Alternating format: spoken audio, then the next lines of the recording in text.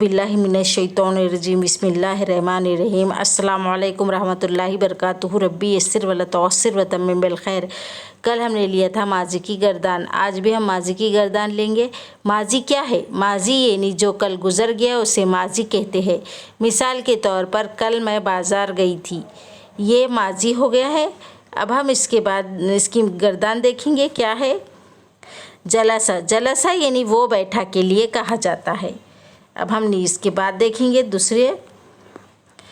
जलसा, जलसा को अगर ता वाला जज़म लगा दिए, ता पे जज़म लगा दिए तो क्या जलसत, जलसत यानी वो बैठी के लिए कहा जाता है।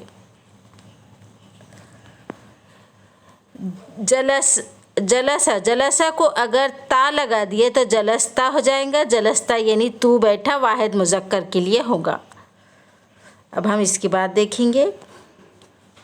जलसा, जलसा को अगर ती लगा दिए जलस्ती, जलस्ती यानी तू बैठी वाहिद मुअन्नस के लिए कहा जाता है। अब हम इसके बाद देखेंगे।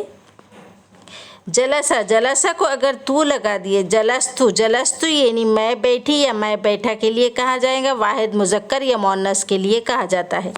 आज हम यहाँ तक ही लेंगे, इसके आगे के एपिसोड में हम आपको बाद में बताएंगे।